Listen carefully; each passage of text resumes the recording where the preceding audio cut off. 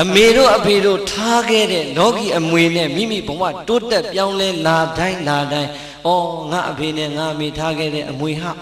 ငါဒီစည်းစိမ်တွေရလိုက်တယ်လို့ဟိုမှာအမေတို့တည်ခဲ့တဲ့ကြောင်းလေးပြင်အောင်မှာပဲတစောင်းလေးပြင်အောင်မှာပဲဇီတီလေးထုံးသင်္ကန်းရွှေသင်္ကန်းကတ်အောင်မှာပဲဆိုပြီးတော့တတိတရားနဲ့လောကုတ္တရာအမွေကိုလည်းခံရတယ်အဲ့ဒါမှအမွေခံထိုက်တဲ့သာသမီပိသားတယ်ဟုတ်လားဒီတော့ပြိဿရဲ့၃ချက်သာပြည့်သွားတယ်အဲ့ဒီအထဲမှာကိုဟာအားကောင်းကောင်းနဲ့ရေရင်ဝန်းလက်ခမောင်းခတ်ပြီးတော့ပြည့်စုံပါတယ်လို့ပြောရတဲ့လူပါသလားဘာဖြစ်လို့မပါဘူးမပြည့်စုံသေးလို့ဘယ်တော့ပြည့်စုံမှာမဲပြည့်စုံအောင်ကြိုးစားပါမယ်သာဓုဗျာဟုတ်လား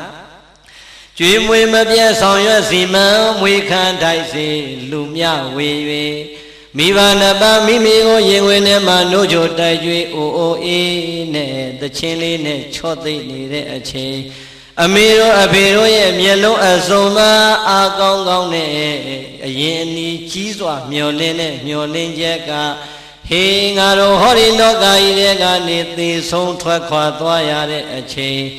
ဘယ်လိုဘဝကိုပဲရောက်ပါစေကြံရစ်ခဲ့မဲ့ဟောဒီငါသားကြီးကြီးလာရင်ငါသမီးကြီးကြီးလာရင်ကွယ်လွန်သွားတဲ့ငါတို့ကိုရည်မှန်းပြီးတော့ဒါနာကုသိုလ်တွေပြုလိမ့်မယ်သီလကုသိုလ်တွေဆောက်တည်လိမ့်မယ်ဘာဝနာကုသိုလ်တွေပွားများလိမ့်မယ်သူတို့ရတဲ့ဒါနာသီလဘာဝနာကုသိုလ်တွေပြုပြီးသွားတိုင်းမှာဖြင့်အဘေအမြယူတော်မူပါအမေအမြယူတော်မူပါလို့ငါတို့ကိုအမြပေးဝေလိမ့်မယ်ဟောညှော်လင်းချက်ဟာပြိတ္တသေသွားတဲ့ဘဝအထိမမျှော်လင့်ဘူးလားလူသားတယောက်ဒီဘဝကနေပြုတ်သွားပြီးသေဆုံးသွားပြီဆိုရင်ပြိတ္တဂတိ၅ပါးရှိတယ်လူဖြစ်ရင်ဖြစ်မဖြစ်ရင်နတ်ဖြစ်အဲ့ဒီကောင်းတဲ့နတ်ဘဝမဖြစ်ဘူးဆိုရင်ငရဲဖြစ်မဖြစ်ရင်တိရစ္ဆာန်ဖြစ်ကဲငရဲနဲ့တိရစ္ဆာန်ဖြစ်သွားရင်လည်းသာဓုမခေါ်နိုင်တော့ဘူးလူနဲ့နတ်ဖြစ်သွားရင်လည်းကောင်းတဲ့ဘဝရောက်သွားလို့သာဓုမခေါ်နိုင်တော့အဲ့ဒီမှာဝမ်းနည်းစရာကောင်းတာကသေဂာနီဆဲဆဲလေးမှာသာသမီဆွေမျိုးပစ္စည်းဥစ္စာအရာရာတစ်ခုခုကိုနှောင်ဖွဲပြီးတော့တန်ရောစင်နဲ့သေသွားရင်မကျွတ်လွတ်တဲ့ပြိတ္တာကြီးဆိုပြီးတော့ကိုယ်အနီးနားမှာပြန်ဖြစ်တတ်တယ်ဟုတ်လားဒီတော့တန်ရောစင်တမြင်နဲ့မကျွတ်မလွတ်တဲ့ပြိတ္တာကြီးဘဝများအမေနဲ့အဖေအကယ်၍များရောက်ခဲ့မယ်ဆိုရင်မသေးခင်ကိုနှိုးကြိုးတိုက်ကြွေးတဲ့လူမမဲအရွယ်လေးတွေကမျောလင်းထားတဲ့အတိုင်းငါသားလေးကဘယ်အချိန်များအမြဝေမလဲငါသမီးလေးကဘယ်အချိန်မှအမြဝေမလဲလို့အမေတို့အဖေတို့များတမလွန်ဘဝပြိတ္တာကြီးဘဝကစောင့်မျှော်နေကြမယ်ဆိုရင်ကဲသားသမီးကအမေနဲ့အဖေသေသွားပြီဘာမှမဆိုင်တော့ဘူးဆိုပြစ်မြန်ထားရင်ဝမ်းနည်းစရာမကောင်းဘူးလားမမြင်ရတဲ့အမေတို့အဖေတို့ရဲ့ဘဝကိုမမြင်ရတဲ့မျက်ရည်တွေက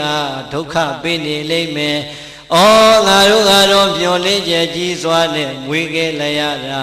ငါတို့သားသမီးတွေကငါတို့သေသွားတဲ့အချိန်ရောက်တာတောင်မှငါတို့ကိုယဉ်မှန်းပြီးတော့ကောင်းမှုကုသိုလ်လေးမပြုကြပါလားလို့တမလွန်ဘဝကများအဖေနဲ့အမေမျက်ရည်ဆက်လက်နဲ့ကြာရအောင်မယ်ဆိုရင်ဝမ်းနည်းစရာမကောင်းဘူးလားဒီတော့အာလုံးတို့တရားဓမ္မတွေဟောဒီထဲမှာ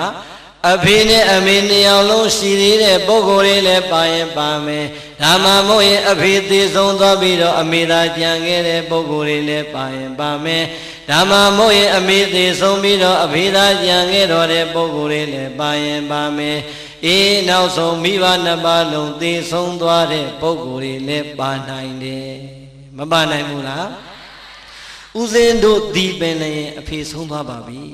ဟုတ်လားဒီတော့ပြောလိုတာကပြိဿကိုယ့်ကိုမျောလင့်ချက်ကြီးကြီးနဲ့စောင့်မျောနေမဲ့အဖေတို့ရဲ့မျောလင့်ချက်ကိုဒီဘဝကကိုမပေးရင်ဟိုးမမြင်ရတဲ့အဖေတို့အမေတို့ရဲ့ဘဝကြီးဟာဘလောက်ပူလောင်လိုက်မလဲဆိုတာစဉ်းစားကြည့်ရင်ကြောက်စရာမကောင်းဘူးလားဒီတော့ပြိဿကိုပြန်ပြီးတော့သုံးသပ်ကြည့်ပါငါသည်သေဆုံးသွားတဲ့အဖေတို့အမေတို့ကိုယဉ်မှန်းပြီးတော့ဒါနာသီလဘာဝနာကောင်းမှုတွေပြု၍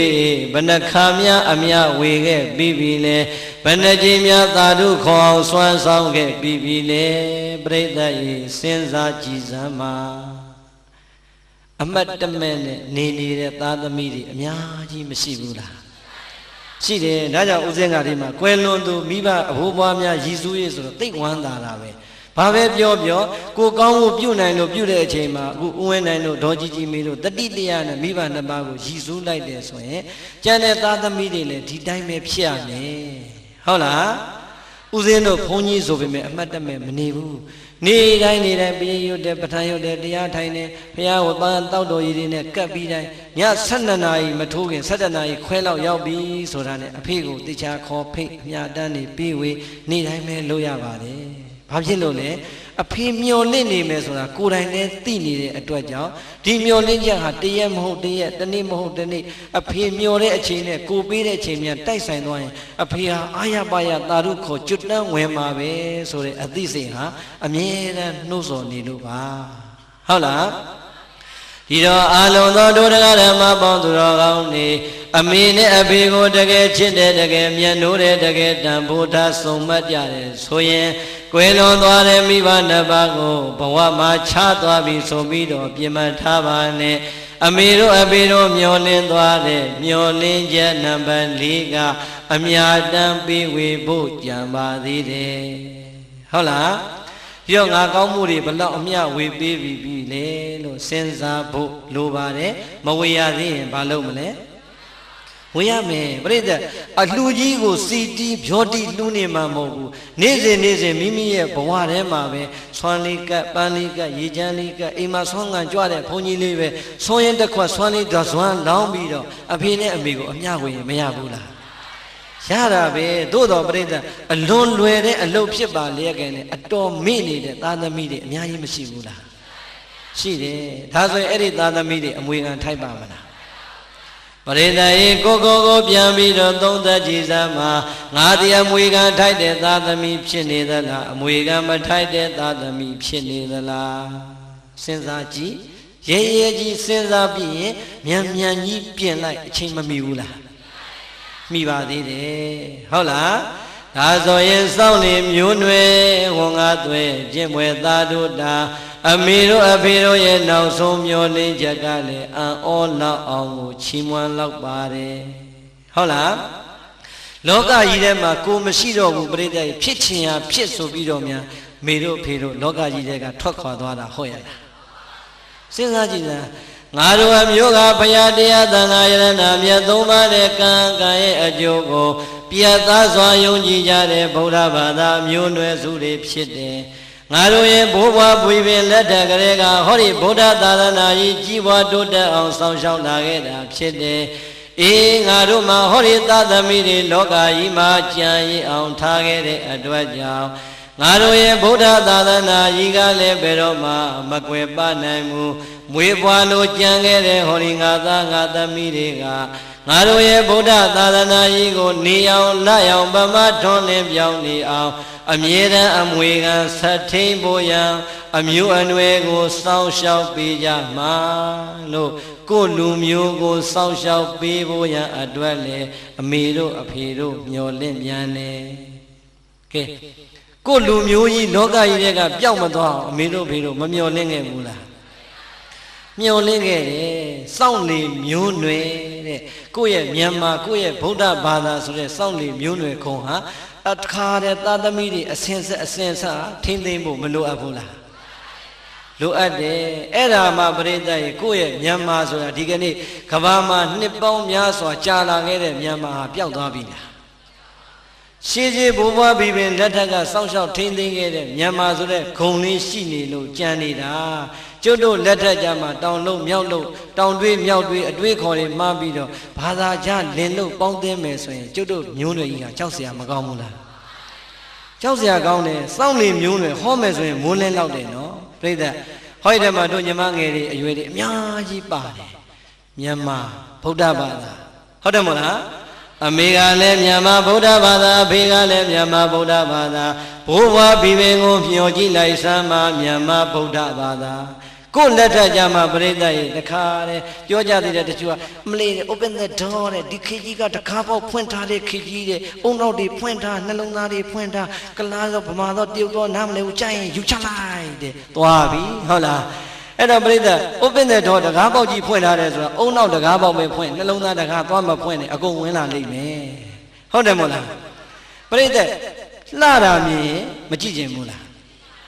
းမှန်မှန်ပြောလှတာမြင်မကြိုက်ဘူးလားကြိုက်ပြီးရင်ပြိတ္တအဲ့ဒီဟာနှလုံးသားကကြိုက်တာအုံနောက်ကနေပြီးတော့စဉ်းစားမယ်လှခြင်းတလောက်လှကြိုက်ခြင်းတလောက်ကြိုက်ဟေးငါကမြန်မာရွှေမြန်မာရွှေဗုဒ္ဓဘာသာသူကဘာကောင်းကြီးလဲသွားခက်တော့အဲ့လိုအုံနောက်ကလိုက်နေရမယ်လှတာမြင်တိုင်းသာကြိုက်မယ်ဆိုရင်ပြိတ္တကျွတ်တို့ဗမာဘုန်းကြီးတွေမြန်မာနိုင်ငံပြန်လာစရာအကြောင်းရှိပါမလားဘာကြီးတာလဲဟမ်ရှိတာကိုကျုပ်ပြောကျွတ်တို့လည်းပုထုဇဉ်ပဲလှတာမြင်မမြင်ဘူးလားပိတ်ထားလို့ရပါမလားဟာကွာနဲ့တော့နေသေးတယ်ကွာချောလိုက်တာကွာပြောတယ်မပြောဘူးလားပြောတယ်သို့တော့ချောခြင်းတလောက်ချောပါစေကွာငါ229သွဲသိက္ခာဖုတ်တာတဲ့ဖုန်ကြီးပဲကွာဆိုပြီးဘာမှမတတ်နိုင်တော့ဟုတ်တယ်မလားပရိသတ်အတိနဲ့တတိခံစားချက်နဲ့အုံနောက်တွဲပြီးတော့အမြဲတမ်းထားဘယ်တော့မှမမားဘူးဟုတ်လား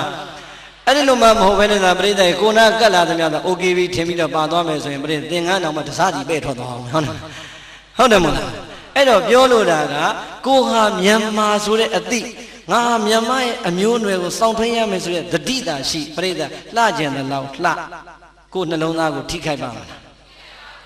အခုတော့ပြိဿရေကျွတ်တို့ရွှေမြန်မာတွေကရွှေမြန်မာနဲ့တော့ပြောနေတာပါတခါရွှေရတဖြည်းဖြည်းနဲ့ပေးရက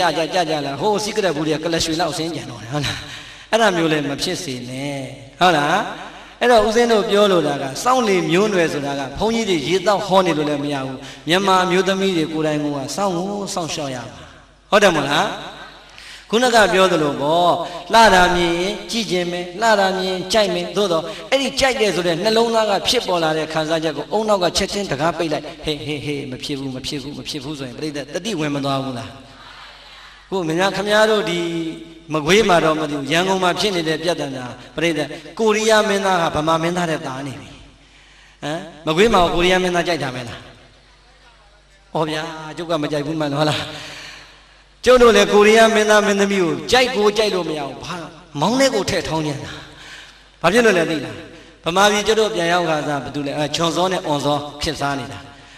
ရန်ကုန်မှာတရားပွဲ9နာရီစလို့ကိုမရဘူ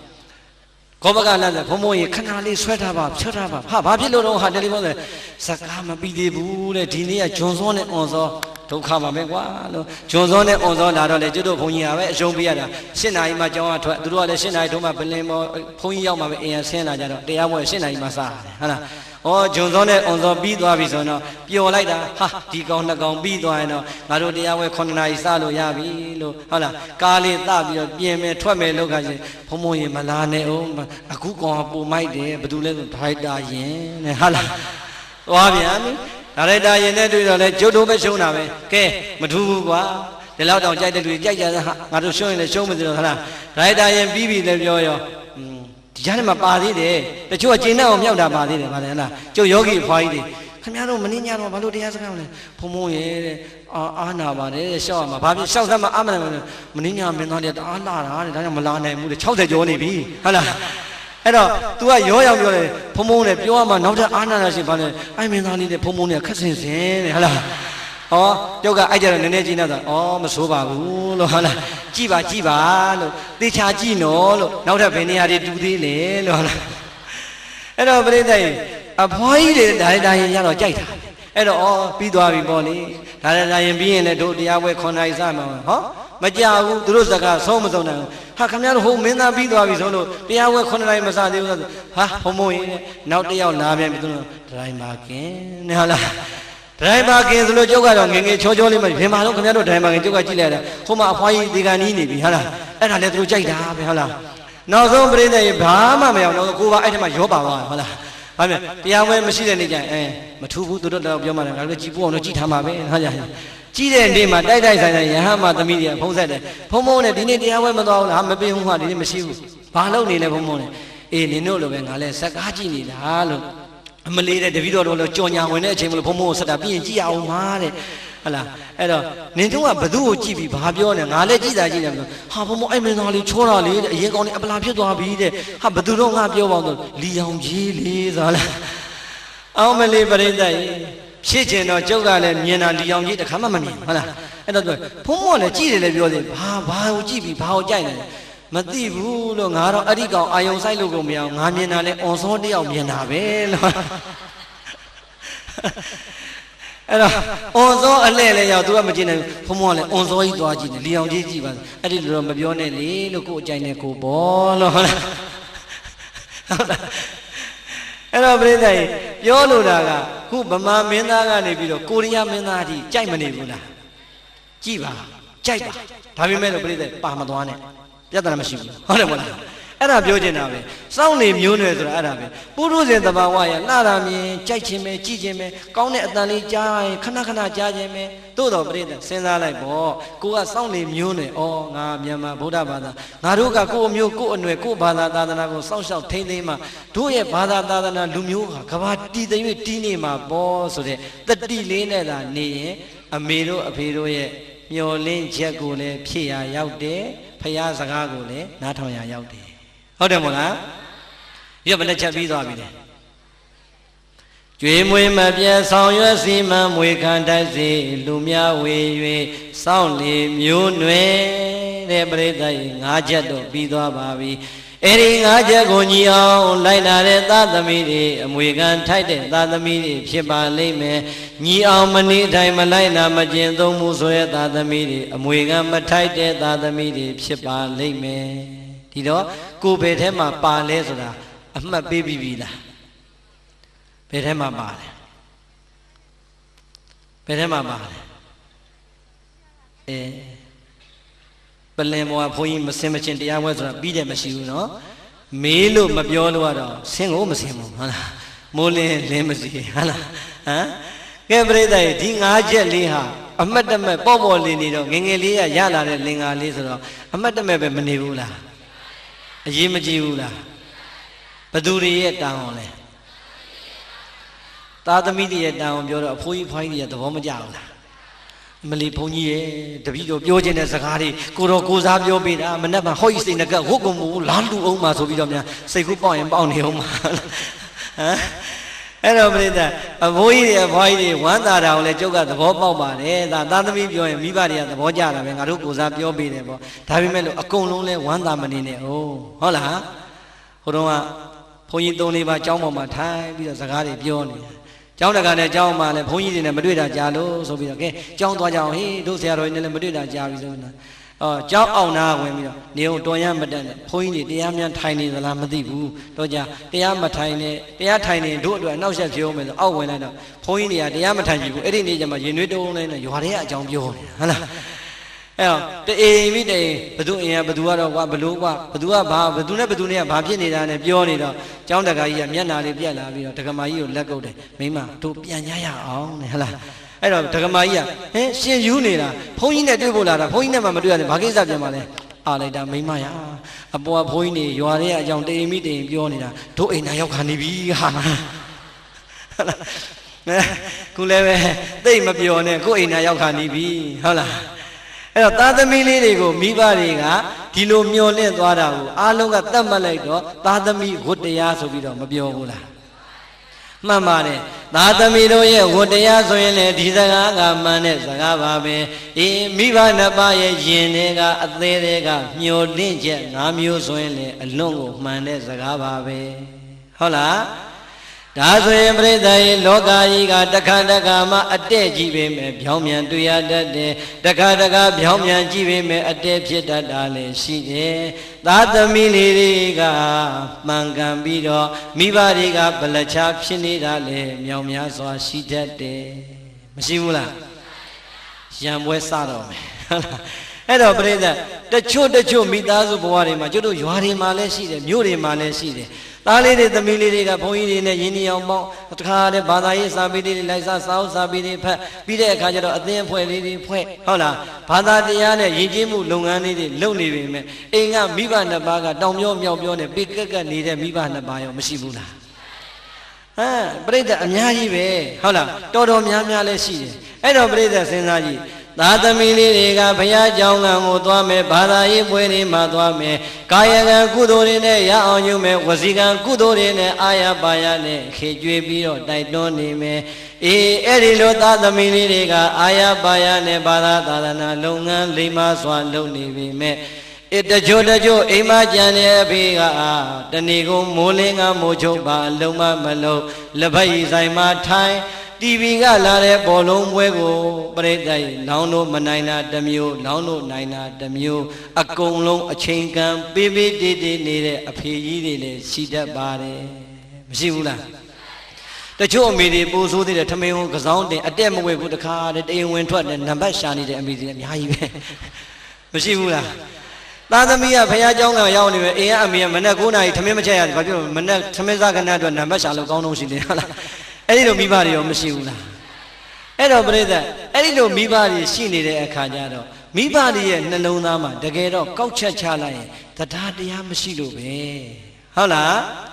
ဖယားကိုမယုံကြည်တာတရားကင်းလို့တရားကိုမယုံကြည်တာတရားကင်းလို့သံဃာကိုမယုံကြည်တာတရားကင်းလို့မိမိပြုလုပ်လိုက်တဲ့ကောင်းမှုကံသည်ကောင်းကျိုးကိုပေးမယ်မကောင်းတဲ့အကုသိုလ်ကံသည်မကောင်းကျိုးကိုပေးမယ်လို့ယုံကြည်မှုမရှိသေးတာသည်တရားမရှိလို့တဲ့တရားမရှိတဲ့မိဘနှစ်ပါးကဘာသာတရားကိုဥပေက္ခပြုနေပေမဲ့သာသမီလေးတွေကဘာသာတရားနဲ့အလွန်ကိုနီးကပ်နေတတ်တယ်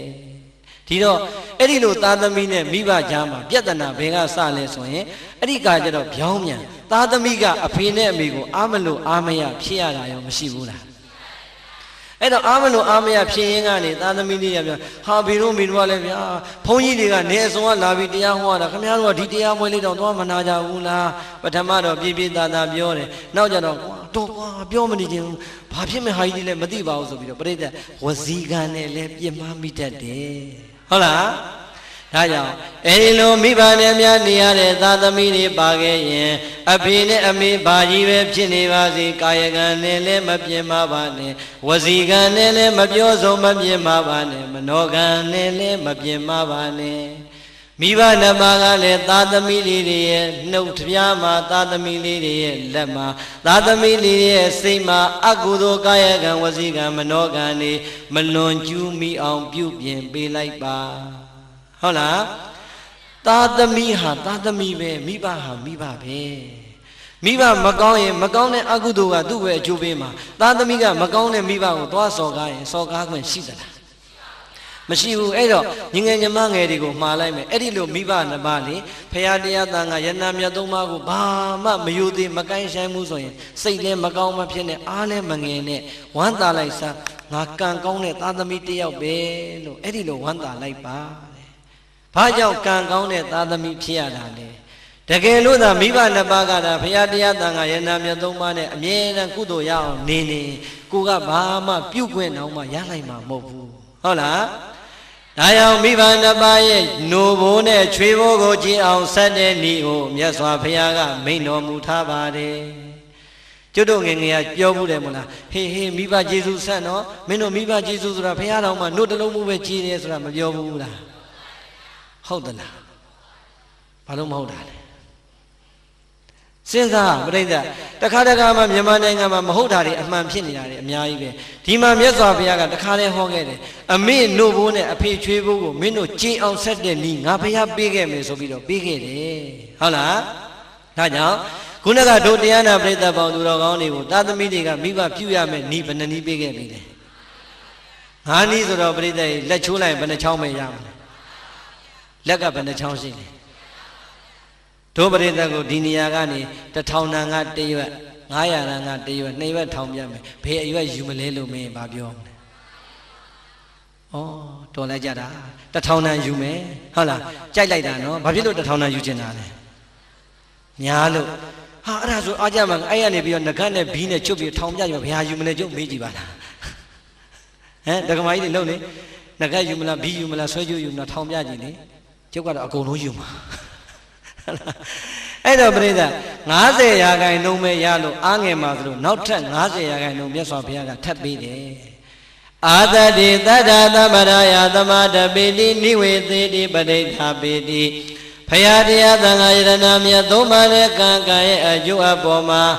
ယုံကြည်မှုတရားတရားမရှိသေးတဲ့မိဘနှစ်ပါးရဲ့နှလုံးသားကိုတရားတရားတွေတည်အောင်တရားတရားတွေခိုင်အောင်တရားတရားတွေမြဲအောင်အဲ့ဒီသားသမီးတွေပြုစုလိုက်မယ်လုပ်ပေးလိုက်မယ်ဆိုရင်အမေနိုးဘိုးနဲ့အဖေချွေးဘိုးကြည်အောင်ဆက်နေတဲ့ပထမနီးနဲ့ဆက်နေတာဟော အမေတို့ဘိုးနဲ့အဖေချွေးဘိုးကြည်ကျင်နေဆိုရင်အမေတို့အဖေတို့ကိုဖယားကိုယုံကြည်အောင်ကြီးညိုအောင်တရားကိုယုံကြည်အောင်ကြီးညိုအောင်တန်ခါကိုယုံကြည်အောင်ကြီးညိုအောင်ပြုစုပေးပါတဲ့စောင့်ရှောက်ပေးပါအဲ့ဒါဆိုရင်သားကောင်းလိမ်မာသမီးပိတသွားပါပြီတဲ့ကဲပရိသတ်ကြီးအမေနဲ့အဖေကိုတရားတရားရှိအောင်လုပ်ရတာမလွယ်ဘူးလား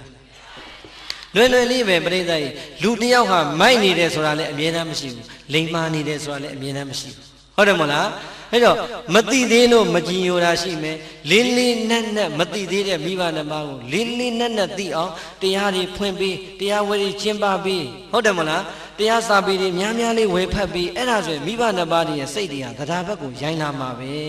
ဟုတ်လားဒါကြောင့်လူမှုကရုဏာအသင်းညီငယ်ညီမငယ်တွေကတော့အမှန်တော်တော်ဟုတ်တာသူတို့ကအကုန်ဘက်ပေါင်းစုံတဲ့ကိုမကွေးမျိုးကြီးကိုကောင်းကျိုးပြုနေတာဟုတ်လားဒီတော့ပြောချင်တာကမိဘနှစ်ပါးရဲ့နှလုံးသားထဲမှာဖရာတရားတန်ခါယန္နာသုံးပါးနဲ့ကံနဲ့ကံရဲ့အကျိုးကိုယုံကြည်တတ်တဲ့သရာတည်သွားပြီဆိုရင်အဲ့ဒီသာသမီဟာအမေနို့ဘိုးနဲ့အဖေချွေးဘိုးကိုကြည်အောင်ဆက်လိုက်တာပဲဟုတ်တယ်မလားဒီတော့ခတ်သလားမခတ်ဘူးနောက်ထပ်ကြံသေးတယ်သာသမီလေးတွေကအရွယ်ရောက်လာပြီမဲ့အသိဉာဏ်ရင်းလာတော့တောက်ရစာရမှမသိအေးကအဖေကပရိသတ်ရေရွာသားဆိုရင်လည်းထမင်းအောက်ကမထွက်တဲ့အဖေတွေအများကြီးရှိသေးတယ်မြို့သားဆိုရင်လည်းဘီယာဆိုင်ကနေမပြန်လာတဲ့အဖေတွေအများကြီးရှိသေးတယ်မရှိဘူးလားတာကြီးတွေသမီးကြီးတွေအပြိုလူပြိုဖြစ်လို့တက္ကသိုလ်ကျောင်းသူကျောင်းသားကြီးတွေဖြစ်နေတဲ့အထိတောက်လို့ကောင်းလို့ဆိုတဲ့အဖေတွေမရှိဘူးလားကဲဝမ်းနဲ့စရာမကောင်းဘူးလားအဲ့တော့ပြိဿလူဟာရှက်တတ်တဲ့အရွယ်ရောက်လာရင်ရှက်ရမ်းရမ်းတတ်တယ်ဆိုတာမရှိဘူးလားဒီတော့သားသမီးလေးတွေကတငယ်ချင်းအပေါင်းအသင်းကြားမှာကိုယ့်အဖေကရတမားကြီးလို့ပြောခံရရင်ဘယ်သားသမီးခုံယူခြင်းမလဲယူခြင်းမလားဒါကြောင့်အဲ့ဒီလိုမိဘနှစ်ပါးပါရင်လည်းမိဘနှစ်ပါးကပြန်လိုက်ပါသားငယ်သမီးငယ်တွေကလည်းမိဘနှစ်ပါးကိုချင်းသီလမကောင်းမှုဆိုရင်အပြစ်တွေတင်ပြီးတော့အချိန်နဲ့မဖြုံးကြပါနဲ့သီလမပြည့်စုံတဲ့မိဘနှစ်ပါးကိုသီလပြည့်စုံအောင်စောင့်ရှောက်ထိန်းသိမ်းလိုက်ခြင်းဟာဒုတိယအမေနို့ဘိုးနဲ့အဖေချွေးဘိုးကိုအခြေဆက်တဲ့နည်းပဲတဲ့ဟုတ်လားအလုံးစုံတို့တရားနာပရိသတ်ပေါင်းသူတော်ကောင်းတွေမြတ်စွာဘုရားလက်ထက်တော်ကာလတုန်းက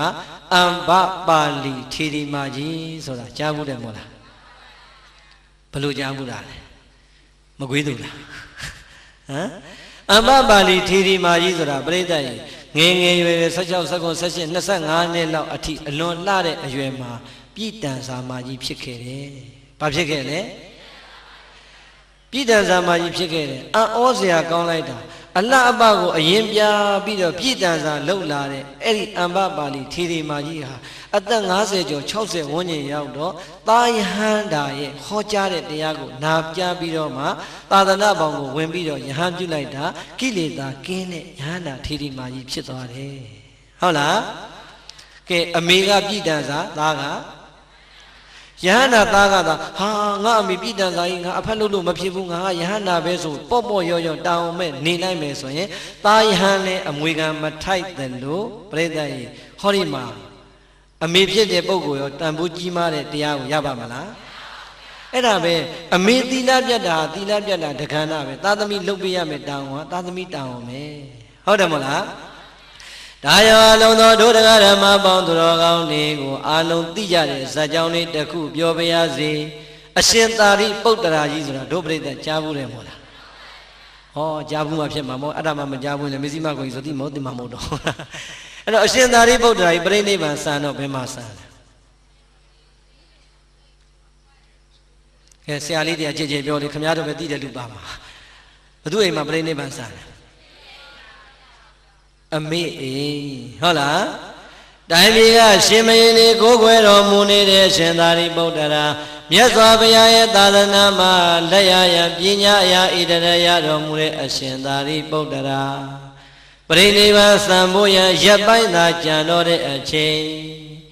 အမေကိုပြန်ပြီးသတိရလိုက်တော့သာသမီ9ယောက်ယဟန္တာတွေရဲ့အမေသာရိပုဏ္ဏိမကြီးဟာဗုဒ္ဓဘာသာမဖြစ်သေးဘူးတဲ့ဟုတ်လားဒီတော့ပရိသတ်ကြီးစဉ်းစားကြည့်နော်အမေဗုဒ္ဓဘာသာမဖြစ်သေးဘူးအမေဟာဘယ်မှာနေလဲဟိုတောကျုံအောင်ကြားကနာလကဆိုတဲ့ရွာငယ်လေးမှာနေတာပြီးတော့ရှင်မေကိုယ်ွယ်ခံရတဲ့ငါဟာအမေစီသွားမနေတော့ဘူးဆိုတဲ့စိတ်ဓာတ်လည်းထားလို့မရဘူး။အော်ကြည်စမ်း ငါတို့သားသမီး9ယောက်ကယဟန္တာထေရီတွေထေရီမာကြီးတွေဖြစ်နေကြပြီမဲ့ငါတို့ရဲ့အမေတဲ့မြတ်စွာဘုရားရဲ့သာသနာမှာတရားတရားလေးတောင်းမှမပေါ်သေးပါလားဒီတော့အမွေခံမထိုက်တဲ့သာသမီတွေမှာငါတို့ပါသွားလိမ့်မယ်အမေကိုနောက်ဆုံးကျေးဇူးဆက်တဲ့အနေနဲ့ငါတရားဟောဖို့ပြန်ရမယ်တဲ့သွေးအန်တဲ့ယောဂတန်းလန်ကြီးနဲ့အမေရဲ့အိမ်ကိုပြန်တရားမရှိသေးတဲ့အမေကိုတရားတရားတွေရှိအောင်သွေးအန်တဲ့ယောဂတန်းလန်နဲ့ဟောကြားလိုက်တာတဆင်ပြီးတဆင်အမေနှလုံးသားထဲမှာတရားသီလစာကပညာဒီတရားတွေကိန်းသွားပြီဆိုမှအမေဗုဒ္ဓဘာသာစင်စစ်ဧကံဖြစ်ပြီဆိုတဲ့အချိန်ညမှာအရှင်သာရိပုတ္တရာကြီးအမေဘေးမှာပဲပြိဋိဘံစံတော်မူတာဟုတ်လားဒီတော့အရှင်သာရိပုတ္တရာလို့မထေရမြတ်ကြီးတောင်မှပြိဋ္ဌအမေကျေးဇူးကိုမဆက်ဖဲနဲ့ပြိဋိဘံစံရလား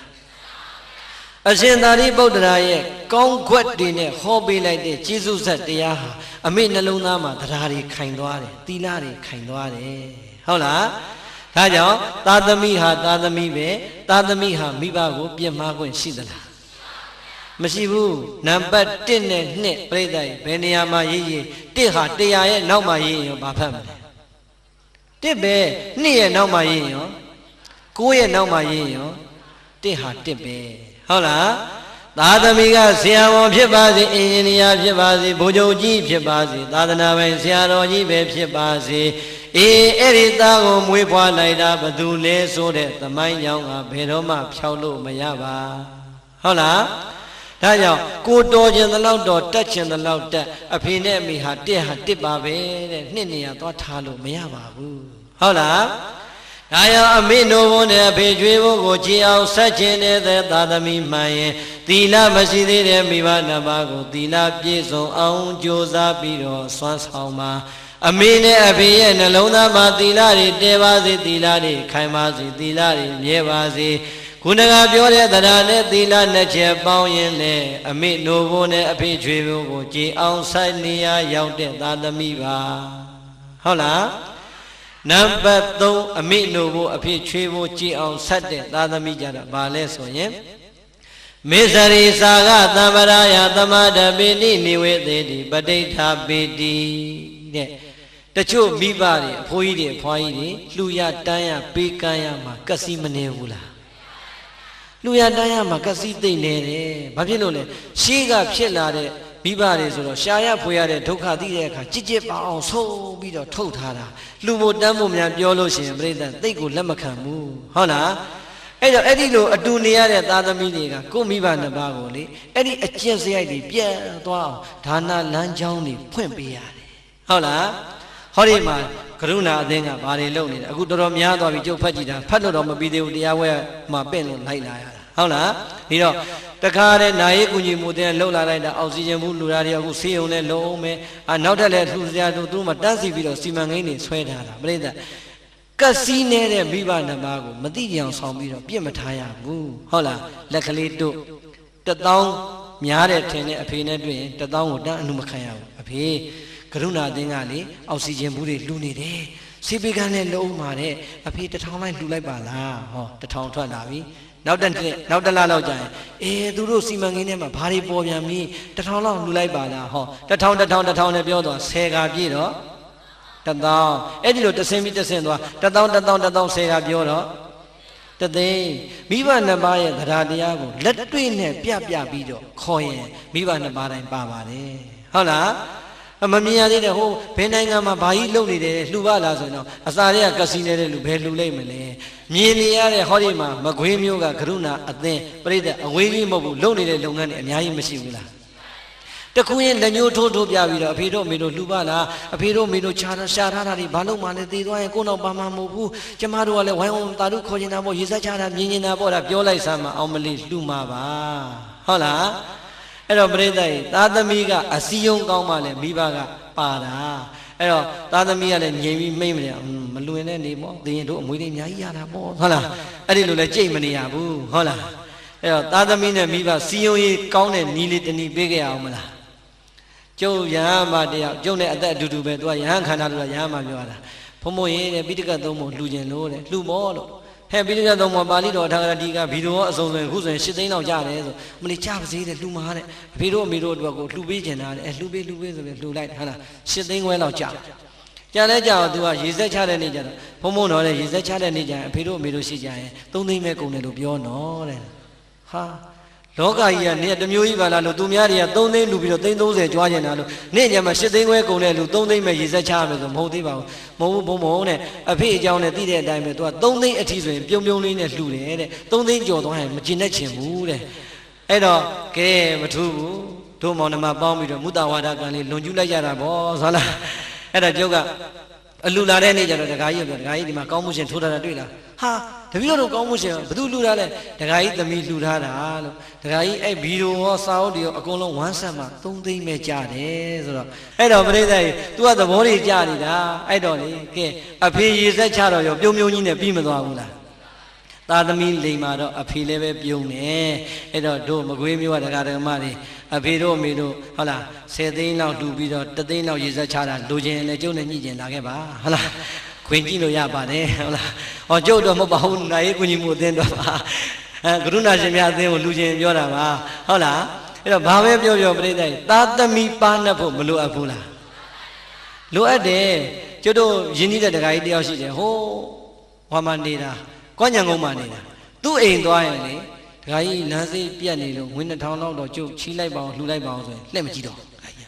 အဲ့တော့သာသမီတွေပြောဖုံးလည်းမအားလိုက်တော့တဲ့ဆာလူခံလိုက်တယ်ပြီးတော့မှဆိုင်းဖြောလိုက်ရတာပဲတဲ့ဟုတ်လားသူ့အိမ်မှာဆိုင်းတယ်အများကြီးဒကာကြီးတို့စီမှာစားတဲ့ဆန်အဆင်ပြေတယ်ဗျာအကြောင်းရောရင်တော့ဘယ်လိုလုပ်စားမှမသိဘူးဒီဆန်လေးများအကြောင်းလှူလိုက်တော့အာ2 အိတ်လှူလိုက်မယ်ကိုတော့2 အိတ်လှူလိုက်မယ်ဘာရမလဲအဲ့ဒီနေ့သင်္ဘောစိတ်မှာပဲထားခဲ့လိုက်တာဟုတ်လားဈေးကအဲ့မှာနေရတယ်အဲ့တခါကျတော့ပြိဿတွေလူကြီးတွေကပါကြံဖန်ပြီးတော့ကစီနေတာသူတိုင်းနေမှတိုင်းတာအဲ့တော့ငွေဆိုရင်မထိနဲ့မရဘူးရွှေဆိုရင်မထိနဲ့မရဘူးဆန်ကြတော့ရတယ်စီကြတော့ရတယ်အဲ့ဒါမနှက်ဖန်ညာစီနဲ့ခေါ်ဆိုလည်းခေါ်ပေးမယ်ဟုတ်လားဟုတ်လားအဲ့တော့ဒုပရိသစဉ်းစားတော့နှမျောတွန့်တင်နေတဲ့မိဘ2 ပါးကိုပေးကမ်းအောင်လှူဒန်းအောင်စွမ်းဆောင်လိုက်အဲ့ဒီသားသမီးဒီအမေနှုတ်ဝန်းနဲ့အဖေချွေးဖို့ကိုအခြေဆက်နေတဲ့နံပါတ်3နီးကိုပိုင်အောင်လုပ်နေတာဟုတ်လားဒုပင်ကြီးပညာသဗ္ဗရာယသမာဓပေတိနိဝေသေတိပဋိဋ္ဌာပေတိအေးမိဘရဲ့နှုတ်ဝန်းနဲ့ချွေးဖို့ကိုကြည်အောင်ဆက်ခြင်းနဲ့ဆိုရင်တော့ပြိဿရဲ့နံပါတ်4နီးကပါလဲဆိုရင်ပညာမတတ်သေးတဲ့မိဘ2 ပါးကိုပညာဓာတ်ကြီးဖြစ်အောင်ကြိုးစားပေးပါပြိဿအမေနှုတ်ဝန်းနဲ့အဖေချွေးဖို့အခြေဆက်တဲ့နီးနောက်ဆုံးနီးသည်ပညာမတတ်သေးတဲ့မိဘ2 ပါးကိုမလုပ်ပြရမလဲပညာသင်ပေးရမှာဘာပညာသင်ပေးမလဲ ABC သင်ပေးမှာဟမ်ပြိဿပညာနဲ့ပြောနေတာလောကီပညာလောကုတ္တရာပညာမရှိဘူးလားဒီအဖေနဲ့အမေသွားပြီးခုကြမှာအာသုံးလုံးသင်လို့ရပါအောင်မလား ABC သင်လို့ရပါအောင်မလားမသင်နဲ့တော့ဟုတ်လားဟောဒီဘဝမှာတတ်သမျှပညာတွေဘလောက်ပင်တတ်ပါစေဘလောက်ပင်တော်ပါစေဝေဒုဂုံတို့ဒီဂရီတွေပရိသတ်ရဲ့ဘလောက်ပင်များပါစေတဘဝတဏ္ဍစာတော်မှမနှဲကိုဝါအောင်ရှာရတာပါဟုတ်တယ်မို့လားကဲများတို့ရတဲ့ BA BSc ပွဲရှာမနေဘူးလားတလားကိုကျွေးမနေအောင်မနဲ့စားမနေအောင်လားအဲ့တော့ပြိဿဒါကြီးကိုပညာကြီးပဲအစစ်ကြီးပဲဆိုကင်ဆုပ်မာနတွေတက်မနေနဲ့မစ္စည်းမကိုကြီးဒေါက်တာဘဏ္ဍဘွဲ့ရပြိဿအမေဘဏ္ဍဘွဲ့ရမဟောပဲနဲ့ရပါမလားဟောရတာပဲဟုတ်လားဟောမှပဲအလုပ်ဖြစ်တာဟုတ်ဒီတော့ဘုန်းကြီးလည်းပဲဘွဲ့ရတော့လဲဟောမှအလုပ်ဖြစ်တာလူလည်းပဲဘွဲ့ရလဲအလုပ်လုံးမှစားရတာပဲဒီတော့ဒီပညာကိုပညာအစစ်လို့ပြောလို့ရပါမလားသို့တော့လောကအနေနဲ့ဆိုရင်မပြည့်စုံလို့ရပါမလားသို့တော့ပြိဿဒီလောက်နဲ့ယက်ထားလို့မပြီးဘူးအမေတို့အဖေတို့ရဲ့ယုတ်တရားနာတရားမှာဝိပဿနာတရားမှာမရှုပွားသေးရင်ဝိပဿနာဉာဏ်ဆိုတာလဲနှလုံးသားထဲမှာပေါ်လာမှာမဟုတ်ပါဘူးအဲဒီကတစ်ဆင့်မြင်အောင်ကျင့်လိုက်တဲ့မဉဏ်ဘုံဉာဏ်ပညာဆိုတာလဲမိဘ2 ပါးရဲ့အသိဉာဏ်ထဲမှာတွေ့မှာမဟုတ်ပါဘူးတဲ့ဒါကြောင့်အဖေတို့အမေတို့ရဲ့နှလုံးသားမှာဝိပဿနာဉာဏ်မဉဏ်ဘုံဉာဏ်တရားကောင်းတွေတွေ့ဖို့ရန်အတွက်မိဘ2 ပါးကိုတရားအားထုတ်နိုင်အောင်စီစဉ်ပေးပါဟုတ်လားမိဘ2 ပါးကိုတရားအားထုတ်နိုင်အောင်တရားတွေနာနိုင်အောင်တရားသူတရားမြတ်တွေရအောင်ကြိုးစားပေးလိုက်တဲ့သာသမီ မိဘနှစ်ပါးရဲ့နှလုံးသားမှာတရားတွေတည်သွားပြီခိုင်သွားပြီဆိုရင်အဲ့ဒါအမေနိုဘိုးနဲ့အဖေချွေးဘိုးကိုကြည်အောင်ဆက်လိုက်တဲ့သာသမီပြီးသားသွားပြီတဲ့ကဲတို့တရားနာပရိသတ်တွေအမေနဲ့အဖေကိုတရားစခန်းဘယ်နှခါပို့ပြီးပြီလဲလူ1000ကျော်လောက်ကဖြန်တော့မဖြစ်ဘူးအမေနဲ့အဖေကိုလည်းတရားစခန်းတခါမှမပို့သေးပါဘူးတပည့်တော်တို့ကလည်းမသေးသေးဘူးထင်လို့သွားဖို့တော့မစင်စားသေးပါဘူးဟုတ်လားအဲ့တော့ပြိဿစဉ်းစားနော်မိဘနှစ်ပါးရဲ့ဘဝဟာကိုယ့်ကိုလူလားမြောင်အောင်လှုပ်ကြွေးခဲ့ပြီးပညာတတ်အောင်သင်ပေးခဲ့ပြီးအိမ်တော်ရသားတွေချပေးခဲ့ပြီး60ကျော်လာတဲ့အမေနဲ့အဖေရဲ့ဘဝမှာဘဝတန်တရာခရီးအတွက်အမြဲဆုံးဖြစ်တဲ့ဝိပဿနာတရားလေးမှာအာထုတ်ခွင့်ရမသွားဘူးအာထုတ်ခွင့်ရအောင်စီစဉ်မပေးလိုက်နိုင်ဘူးဆိုရင်ပြိဿအမေအဖေသေးလို့ငုန်းနေတာအလကားပဲဟုတ်တယ်မလားဒါကြောင့်မိဘနှစ်ပါးရဲ့နှလုံးသားမှာတရားတရားမရှိရင်တရားတရားတွေတည်လာအောင်သီလတွေမရှိရင်သီလတွေပြည့်စုံလာအောင်ပေးကမ်းစွန့်ကြဲတဲ့စိတ်ဓာတ်တွေမပေါ်ရင်ပေးကမ်းစွန့်ကြဲခြင်းလာအောင်ဝိပဿနာတရားတွေအာမထုတ်ခြင်းသေးရင်ဝိပဿနာတရားတွေအာထုတ်ဖြစ်အောင်ကြိုးစားပေးမယ်ဆိုရင်နဲ့အမေနိုဘိုးနဲ့အဖေချွေးဘိုးကိုကြည်အောင်ဆက်လိုက်တဲ့သာသမီပြည်သားပါပြီဟုတ်လားဘေကဝေပရိသတ်လေးပါးจิตသားจิตသမီးတို့ဣဒဝတ္တဤမြတ်သောတည်မြဲခြင်းခိုင်မြဲခြင်းတို့ဖြင့်မာတာပိတရံမိဘနှစ်ပါးတို့ရဲ့အပေါ်မှာဝါမိဘနှစ်ပါးတို့ကိုဟောကတေစာကျေးဇူးတွေပြန်လဲပေးဆက်ပြည်တည်လဲဟောတိဖြစ်ပါ၏ပฏิကတေစာမိဘနှစ်ပါးရဲ့ကျေးဇူးတွေကိုအတုတ်တပံပြန်လဲပေးဆက်ပြည်တည်လဲဟောတိဖြစ်ပါ၏ဣတိသောဘဂဝါဘုန်းတော်6ပါးသခင်ဘုရားရှင်ကိုရောမြတ်ကြီးသည်အဟောစာကရုဏာရှိသွားမေတ္တာအဖြင့်မိန်ကြတော်မူခဲ့ပါပေသတည်း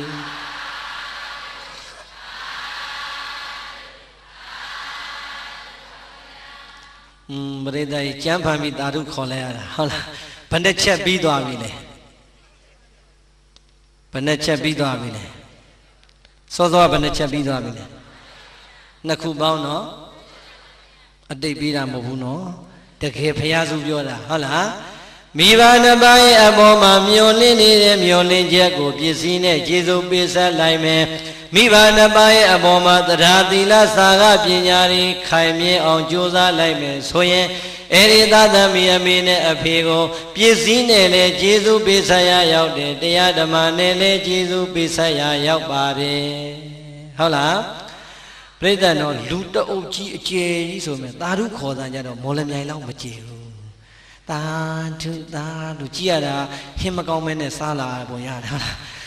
ကျုပ်တို့ကဘုန်းကြီးတွေကလေတရားဘလောက်ရှိကြီးပိဋကတ်များရင်မမောဘူးသာဓုတန်တာကျယ်လိုက်မယ်ဆိုရင်ပလင်ပေါ်မှာမြောက်ကြွနေသလားအောင်မရတယ်အဲ့ဒီလိုအရသာရှိတာပိဋကတ်ကသာဓုတန်တိုးလေးဆိုဩငါတရားရှိလို့များစိတ်ကုန်ကြပြီလားမသိဘူးလို့အောင်းမေ့ပြီးတော့ရှေ့ဘာလို့ရမှမသိဘူးဖြစ်နေတာ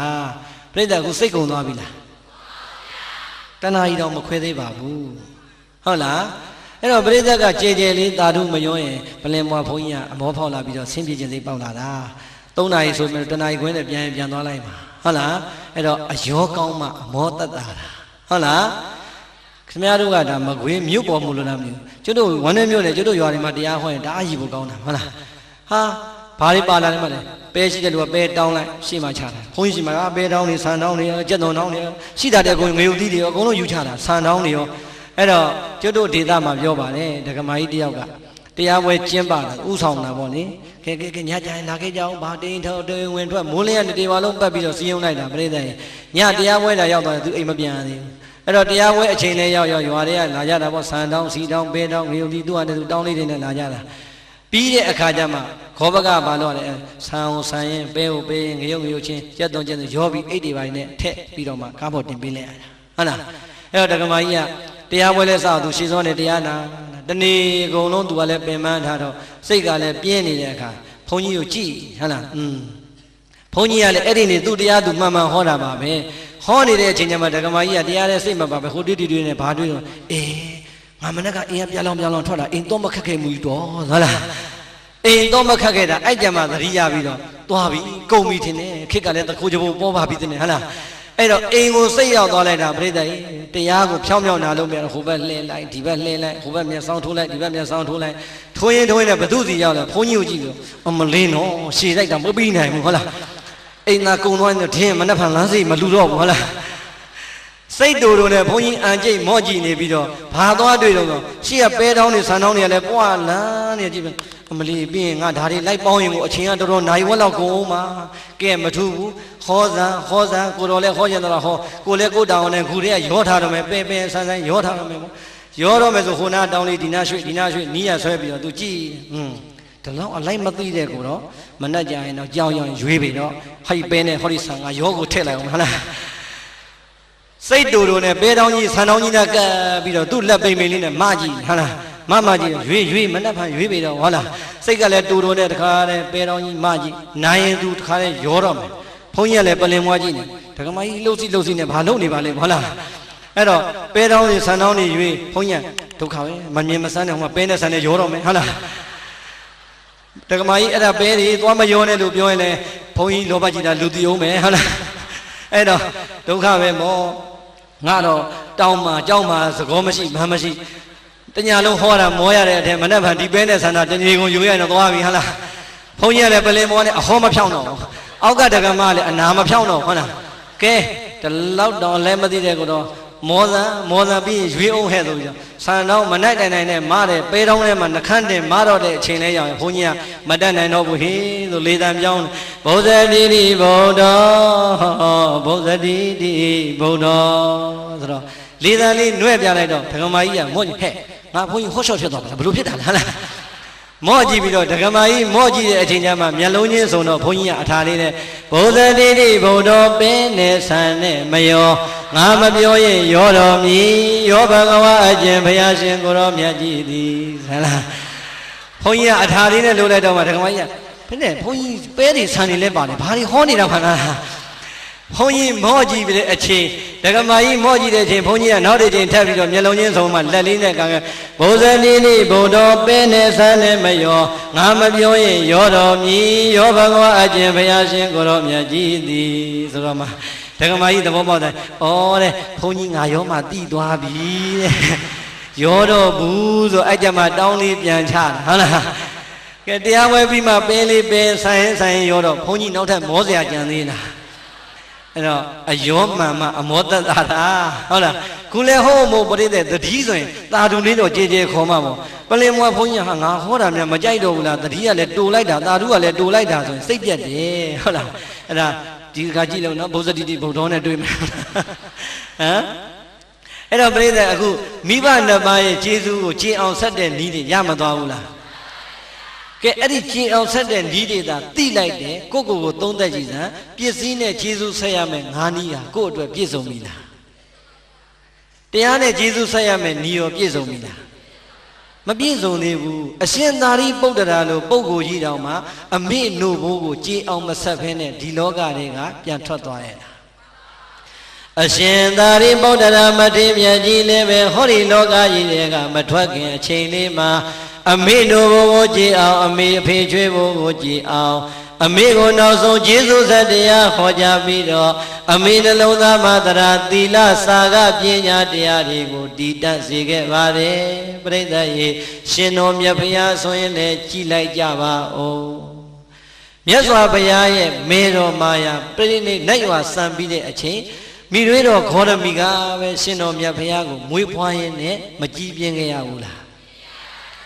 ဒီတော့မေတော်မာယာ9ရက်အတွင်းနဲ့ရွာဆန်သွားတဲ့အခါကျတော့မြတ်စွာဘုရားလူလားပြောင်းလို့သားကြီးလူလားဖျားဖြစ်တဲ့အချိန်မှာအမေလောကမှာရှိသေးရဲ့လားမရှိတော့ဘူးသို့တော်ပြိဿရဲ့အမေဘယ်မှာရှိသလဲဆိုတာတပ်ပင်ညုတရွှေဉဏ်တော်နဲ့ကြည့်လိုက်တော့အမေဘယ်မှာရောက်နေတယ်ဒါဝရိသနတ်ပြည်မှာရောက်နေတဲ့အမေရဲ့ခြေစွတွေအမေဒီအဲ့ဒီအချိန်မှာနတ်သားကြီးတယောက်ဖြစ်နေပြီမဲ့လောကီလူဘဝတုန်းကအမေကိုကျေးဇူးမဆန်ရတဲ့ဘုရားရှင်အမေကိုကျေးဇူးတရားတွေတုံ့ဆက်ခြင်းတဲ့အတွက်ကြောင့်တာဝရိန္ဒနတ်ပြည်မှာတဝါဝါကတ်တော်မူလို့အဘိဓမ္မာတရားဟောကြားရင်းနဲ့အမေဖြစ်ခဲ့တဲ့နတ်သားကိုကျေးဇူးဆက်တော်မူခဲ့ပါတယ်ကဲမြတ်စွာဘုရားရောကျေးဇူးမဆက်ဘူးလားဆက်တယ် မြတ်စွာဘုရားကျေးဇူးဆက်တရားဟောကြားလိုက်မှမေတော်မိနတ်သားဟာအဲ့ဒီအချိန်ကျမှသောတာပန်တည်တာဟုတ်လားဒီတော့အရှင်သာရိပုတ္တရာမထေရမြတ်ကြီးကျေးဇူးအဆက်ကောင်းတဲ့အတွက်ကြောင့်အမေဒီဘုရားတရားသံဃာယရဏမြတ်သုံးပါးကိုယုံကြည်သွားတယ်သီလပြည့်စုံသွားတယ်ပေကံစွန်ခြင်းလူရန်သွားတယ်ယုတ်တရားနံတရားအပေါ်မှာဝိပဿနာတရားတွေနဲ့ရှုမှတ်ပွားများလို့အထုံတော်မူသွားပါတယ်ရှင်တော်မြတ်ဘုရားရဲ့ကျေးဇူးအဆက်ကောင်းတဲ့ပုံစံတွေကြောင့်မေတော်ဖြစ်ခဲ့တဲ့နတ်သားနဲ့တကွာတာဝရိန္ဒနတ်ပြည်ကနတ်တွေတော်သောတာပန်တည်တဲ့ပုဂ္ဂိုလ်တွေတည်ကြတယ်တရားတို့တရားမြတ်တွေနာကြားခွင့်ရတဲ့ပုဂ္ဂိုလ်တွေလည်းမြောင်များစွာရခဲ့ပါတယ်ဒီတော့ဖယားလည်းကျေးဇူးဆက်ရတာပါပဲအရှင်သာရိပုတ္တရာလည်းကျေးဇူးဆက်ရတာပါပဲဒီပုဂ္ဂိုလ်ကြီးတောင်မှကျေးဇူးဆက်ပြီးမှလောကကြီးကပြန်ထွက်သွားတယ်ဆိုရင်ကျေးဇူးမဆက်ဖဲနဲ့သာကျုပ်တို့ခမည်းတော်သွားကြရင်ပြိတ္တရေဘေကိုရောက်မယ်လို့ထင်ပါသလဲပျော်တဲ့လူတွေသွားကြကျုပ်တို့တော့မလိုက်နိုင်ဘူးနေခဲ့မယ်ဟုတ်လားဟမ်အဲ့တော့ကျုပ်တို့ဆိုတော့ကျုပ်ပြောမယ်ကျုပ်ကလည်းပြောရင်အာတွေ့လိုက်မရတာဟုတ်လားခမည်းတော်ဒီမကွေးမှာကျုပ်တို့သုံးတာအတူတူပေါ့ကျုပ်တို့အညာသားတွေကကျုပ်ပဲသုံးတာလေအဲ့ဒါလေအောက်ဖက်ရောက်သွားရင်မရဘူးဟုတ်လားအညာသားတွေခေါ်တဲ့တရားထဲမှာကျန်တာတွေအကုန်ကြိုက်တယ်အဲ့ကျုပ်ဆိုတာကြီးကိုမုန်းတာလေဟုတ်လားဒုက္ခပဲကျုပ်တို့ကလည်းငယ်ငယ်တည်းကကျုပ်နဲ့ပဲကြီးလာတော့ကျုပ်ပဲပြောတတ်တယ်ပြောဟုတ်လားမုန်းပါတယ်ဆိုတော့နှစ်ကြော့လောက်ထပ်ထပ်ပြောနေဟုတ်လားအဲ့တော့တခါကြရင်သူတို့ပြောတယ်တော်ရန်အပြစ်မပြောနဲ့လို့အညာမှာကခင်များကျွန်တော်ဖြာကျုံတော်တင့်လျော်အောင်ဟဲ့ပြောပါကွနင်သုံးငါသုံးအရင်သုံးတစ်သလုံးကွမပြောနဲ့ဆိုပြီးတော့ဆရာတွေကရည်ကြီးမှုစကားသင်တော့အဲ့တိုင်းသင်တာခင်များကျွန်တော်ဖြာကျုံတော်ဆိုတာရိုင်းတဲ့စကားမဟုတ်ပါဘူးလို့ကဲပြိတ္တရိုင်းသလားတော်ရန်မပြောနဲ့ရန်ကုန်ရောက်ရင်မှတ်တာနော်ကျမတို့နဲ့ကျင့်ခဲ့ဟုတ်လားရှင်နဲ့ကျမတို့ကျင့်ခဲ့ဟုတ်လားကျုပ်တို့ရွာကလေးတွေမြို့ခေါ်လာတဲ့အခါကျတော့ဟိုရောက်ရင်ဆရာတော်ကကျုပ်တွေတော်တယ်မပြောနဲ့နော်ရှင်နဲ့ကျမနဲ့ပြောရှင်နဲ့ကျမနဲ့ပြောဆိုထက်တယ်ပြောနေဟုတ်လားကလေးတွေကလည်းအဲ့ဒါကိုသင်နေတယ်မှတ်လို့ဟုတ်လားဒီလဲရောက်ဟဲ့ဆမ်းပြီးဆိုရှင်နဲ့ကျမသူထူတာရှင်မို့တော်ဆိုဘုန်းကြီးကရှင်နဲ့ကျမနဲ့ပြောဆိုတော့နှစ်ခုပေါင်းတစ်ခုမှတ်နေတာဟုတ်လားဟဲ့ဆမ်းပြီးလာသားရှင်နဲ့ကျမဟုတ်လားခုလဲသင်လဲတေချာသင်ခဲ့ကြအောင်ဟုတ်လားအဲ့တော့ကျုပ်ကကျုပ်ပြောနေတဲ့အခါကျတော့မကြိုက်တော့လေဒုက္ခပဲလို့ကျုပ်တို့စီမှာလို့ကျုပ်ဆိုတာမရိုင်းပါဘူးခင်များလည်းမရိုင်းဘူးနော်လို့ခင်များကြီးဆိုရင်တော့ရိုင်းတယ်လို့ဟုတ်တယ်မလားခင်များကြီးကျုပ်ကိုဒီတိုင်းမကြည့်နဲ့ခင်များကြီးဒီတိုင်းမပြောနဲ့ဆိုရင်မရိုင်းဘူးလားခင်များဆိုတာရိုင်းသလားမရိုင်းဘူးအဲ့တော့ကျုပ်ကပြောတယ်ခင်များတို့တော်ရန်အပြစ်မတင်နဲ့လို့တစ်ခါမှကိုမှန်တယ်ထင်ပြီးတော့မှားနေတာတွေအများကြီးနော်လို့ကျုပ်အဖြစ်လေးပြောပြမယ်ဆိုပြောပြခဲ့တယ်ဟုတ်လားအဲ့ဒီကျမှသူတို့သဘောပေါက်သွားတယ်ကျုပ်ပြောခဲ့တဲ့အကျုပ်ဖြစ်ခဲ့တဲ့အဖြစ်ကလည်းပြိတ္တတော်တော်ဝမ်းနည်းစရာဦးဇင်းက95ဟိုးချင်းပြည်နယ်ပလက်ဝသာသနာပြုသွားသေးတယ်အဲပလက်ဝမှာဘာတွေရှိလဲခမီးလူမျိုးတွေချင်းလူမျိုးတွေမီဇိုလူမျိုးတွေတက်လူမျိုးတွေအဲ့လိုလူမျိုးတွေများတာအဲ့တော့လူမျိုးတစ်မျိုးရဲ့စကားပေါ့လေအဲ့ဒီလူမျိုးတစ်မျိုးရဲ့စကားကိုကျုပ်ကသင်လိုက်တာမသင်လို့လည်းမရဘူးအဲ့ဒီလူမျိုးတွေအဲ့ဒီပလက်ဝမြို့မှာကြီးစိုးတဲ့အခါကျတော့ကျုပ်ကနေเจ้าမှာเจ้าသားလေးတယ်လေအဲ့ဒီလူမျိုးတွေပဲကျုပ်မွေးတာဒီတော့ဖြစ်ပုံကပြိတ္တကြီးလူမျိုးကြီးခေါင်းဆောင်တခါကြီးရဲ့သမီးကကျောင်းဆရာမအကုန်လုံးပြောရင်တော့အပြိုကြီးဟုတ်လားသူကလည်းကျောင်းဆရာမပြိုကြီးတစ်မျိုးလုံးကိုဩဇာညောင်းတယ်သူ့ကိုကြောက်နေရတာအဲကျုပ်ကလည်းဒီကခတ်စွာသွားကိုတော့ဟိုမှာယဉ်ကျေးမှုသင်တန်းတွေပေးတရားတွေဟောဆိုတော့တခါတည်းယဉ်ကျေးမှုသင်တန်းပေးတဲ့အချိန်ပဲသူကလေဒီဘုန်းကြီးလာတာလေစွမ်းလုံးနေဆိုပြီးတော့ကလေးတွေကိုကျုပ်ယဉ်ကျေးမှုသင်တန်းပေးတဲ့စနေတနင်္ဂနွေကိုကျူရှင်မတက်မနေရကျူရှင်မတက်တဲ့လူစာမျိုးချပြမယ်ဆိုတော့ပြိတ္တကြီးကျုပ်မှာစာမျိုးချတယ်မှမရှိပဲသူရှိဆိုသူရှိပဲသွားကြတာပေါ့ကျုပ်ဟာငါကလေးတွေဘယ်ရောက်ကုန်လဲဆရာမအားတဲ့ကျူရှင်မတက်ရင်စာမျိုးချပြမယ်ဆိုတော့တဲ့တပည့်တို့အဲ့ပဲသွားတော့မယ်ဆိုဟာဆရာမဒါတက်ငါ့ကိုညစ်ပတ်တာပဲအဲ့နဲ့မထူးကျုပ်ကလည်းမာယာကောင်ဘာညာအကုန်လုံးစီဝေးထိုင်ပြီးတော့ဒါကျုပ်ရက်ကိုတော့မလုပ်ကြပါနဲ့ကျုပ်ကိုပေးပါဆိုမေတ္တာရက်ခံတော့မာယာကဥက္ကဋ္ဌရက်နဲ့ဆရာမအားတဲ့ကို့အလုပ်ကိုလုပ်ပါဒါမှန်ပါတယ်ဆရာမစနေတနင်္ဂနွေဘယ်တော့စာသင်မှုလို့ဒီစာသူ့ဟာသူဆရာတော်သူ့အလုပ်သူလုပ်ပါစေဆိုတော့ကျုပ်ကနိုင်သွားတယ်ပေါ့နိုင်သွားတယ်ပြိတ္တကြီးကျုပ်စာသင်ခွင့်တော့ရတော့တယ်ဆရာမနဲ့ကျုံနေရတော့ရှင်ခန်းကိုပြတ်ရောက်တခါဟုတ်လားမြို့လေးကတစ်မြို့လုံးမှာလမ်းတစ်လမ်းနဲ့ရှိတယ်ကျုပ်ကကျောင်းကထွက်လာရင်လည်းဒီလမ်းသူကအိမ်ကထွက်လာရင်လည်းဒီလမ်းသူကယုံလာရင်လည်းဒီလမ်းကျုပ်ကကျောင်းလာရင်လည်းဒီလမ်းဆိုကျုပ်တို့နှစ်ယောက်များဘလောက်မေတ္တာရှိလဲကျုပ်ကိုမြင်ပြီဆိုရင် तू ကနီးရအိမ်ဝင်သွားတယ်ဟုတ်လားကျုပ်ကလည်းသူ့မြင်တာနဲ့နီးရနေဝင်ချပါလားတခါတည်းက तू သွားတော့ပြီကိုသွားတော့ပြီလို့ထွက်အတက်ပြန်ဆုံးနေလား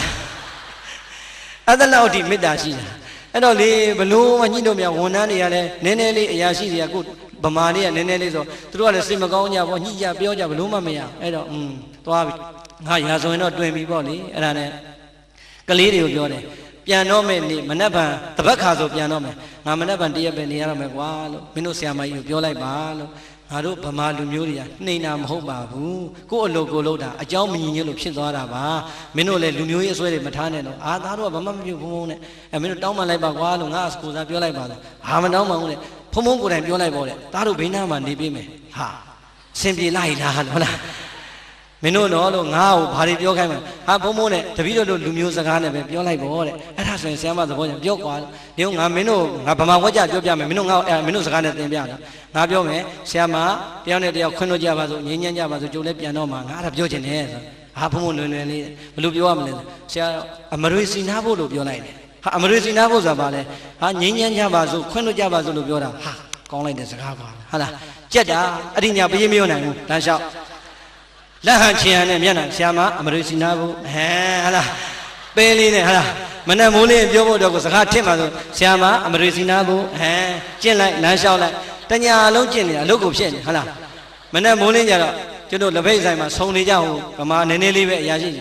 ကျွတ်တို့ဒီနေ့ဆရာမကြီးလာရင်ခေါ်ရတော့ကျွတ်ဆရာမကိုနှုတ်ဆက်မယ်ဟာကောင်းတော့မို့ဆရာတော်ရဲ့ကိုကဘုန်းကြီးပဲကိုဘက်ကမာနတွေချပေးလိုက်တာကောင်းပါသူတို့ကလည်းဝမ်းနေသားနေတာခေါ်ပြအောင်သာခေါ်လို့မှသူတို့စကားနဲ့ကိုနှုတ်ဆက်မှာဘာစကားတော့မဟုတ်ဟာကောင်းတယ်ဆရာချတယ်ဟဲ့လားသူတို့ကလည်းလူပြောတွေဆိုတော့ဆရာမကြီးလဲလာအောင်ပြိဿကြီးဆောင်းလာလဲလာဆရာမလာအောင်နဲ့သူတို့လည်းခေါ်တော့လာတော့ရာရှိတွေဆိုတော့ဒီမှာတဲ့ဆရာတော်ကမနှက်ဖန်ပြန်တော့မှမလို့နှုတ်ဆက်မလို့တဲ့ကိုကလည်းပြုံးပါပဲမာနကိုအပြတ်ချထားတာဆရာမရဲ့လို့ကျိုးတို့လည်းဗာမုတ်တဲ့ကိစ္စလေးနဲ့ဗုဒ္ဓဘာသာအချင်းချင်းမကောင်းပါဘူးလို့ကျိုးလည်းမနှက်ဖန်ပြန်တော့ဆရာမလို့တယောက်နဲ့တယောက်ဒီလိုကြီးခွဲရတာမကောင်းပါဘူးလို့ကျုပ်ဆရာမဟုတ်လို့ဆရာမတို့စကားလေးနဲ့ပဲနှုတ်ဆက်ပါမယ်အမရိစီနာဘူးဟုတ်လာ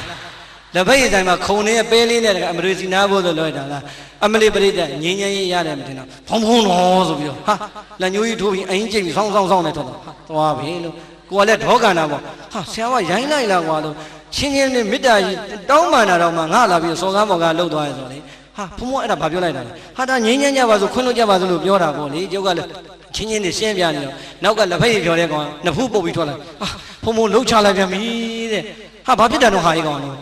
့ဟာဖုံဘာလို့အဲ့လိုသွားပြောတာလဲဟာမင်းညာငါတပည့်တွေမှာငါသင်တန်းတက်ထားတာတညာလုံးကျင့်ထားတ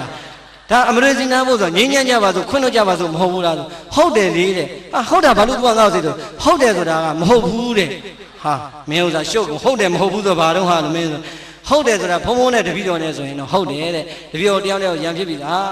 းအမရိစီနာဖို့ငင်းညံ့ခွင့်လို့ကြပါဆိုငင်းညံ့ဆိုဟုတ်တယ်အေးအဲ့ဒါငါပြောတာဒကမတွေနဲ့ကြတော့အဲ့လိုမရဘူးအဲ့လိုပြောလို့မရဘူးတဲ့ဟာဒကမတဲ့ဆိုဘာတိတ်ပဲထွက်တယ်အတူတူနေရအောင်လို့ပြောတာတဲ့အ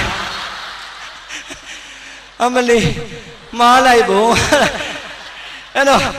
ဟိုမှာအပြိုကြီးတော့အတူတူနေရအောင်ဆိုတင်းပြီပေါ့ဟမ်ပြောတဲ့လူကလည်းကြည်ဟိုဒီမှာဘာမှမရှိတဲ့ဟိုမှာကြုံသွားအဲ့တော့ဟောအန်ကျိတ်သွားတာတော်သေးတာငါကံကောင်းတာပဲလို့ယူနီဘက်ကလည်းမပေါက်ခဲ့တာတော်သေးတယ်အဲ့တော့တခါမှလို့ခင်ဗျားတို့ကိုမှန်တဲ့တမီးမားနေတာတွေအများကြီးတော့ဟာလားအမရိစီနာဘုရားယောက်ျားကြီးဆိုတော့ငင်းညာအောင်ဟုတ်တယ်တဲ့မိန်းကလေးနဲ့ကျတော့အတူတူနေရအောင်ဆိုတော့သွားပြီပေါ့ဟုတ်လားအဲ့ဒါကြောင့်ရန်ကုန်ရောက်ရင်အခြေအနေကြည့်ပြောနော်ရှင်နဲ့ကျမပိုင်းမလုံးနဲ့ဟုတ်လားအဲ့ဒါရန်ကုန်ကလူတွေအဲ့လိုပြောမှပဲသဘောပေါက်တော့တယ်ဟုတ်လားဒါတော့ဦးဇင်းတို့ပြောချင်တာကမိဘကျေးဇူးကိုခုကြည်အောင်ဆက်တဲ့နေ့ဦးဇင်းပြေးပြီးပြီဖះရှင်ဆက်တဲ့အကြောင်းဟောပြီးပြီအရှင်သာရိပုတ္တရာဆက်တဲ့အကြောင်းဟောပြီးပြီဒီလောက်နဲ့သိရင်လည်းရပြီသို့တော့နောက်ထပ်ဇက်ကြောင်းတစ်ခုဟောခြင်းသေးတယ်တဏှာကြီးတော့အချိန်ကုန်မယ်ပြီးမလားသိကြပြီနော်ကဲသိကြရင်ပြီးတာပါပဲဟုတ်လားအားလုံးတို့ပရိသတ်တွေကျေးဇူးဆက်တတ်အောင်လို့ပါဟုတ်လားအမေတို့အဖေတို့ရဲ့မွေးကြွေးစုကိုဆက်တတ်ဖို့ရန်နှုတ်ဘိုးကိုကြည်အောင်ဆက်တတ်ဖို့ရန်ပစ္စည်းနဲ့ကျေးဇူးဆက်ခြင်းတွေလည်းသိအောင်ပြောကြားခဲ့ပြီးပါပြီတရားနဲ့ကျေးဇူးဆက်ခြင်းလည်းပဲဟောကြားခဲ့ပြီးပါပြီအရှင်သာရိပုတ္တရာမထေရမြတ်နဲ့ဘုရားရှင်တို့ရဲ့တရားဓမ္မနဲ့ကျေးဇူးဆက်တဲ့ဤတွေလည်းပေးခဲ့ပြီးပါပြီအေးမြတ်စွာဘုရားလက်ထက်တော်ကာလတော်ကယဟန်တော်တစ်ပါးရဲ့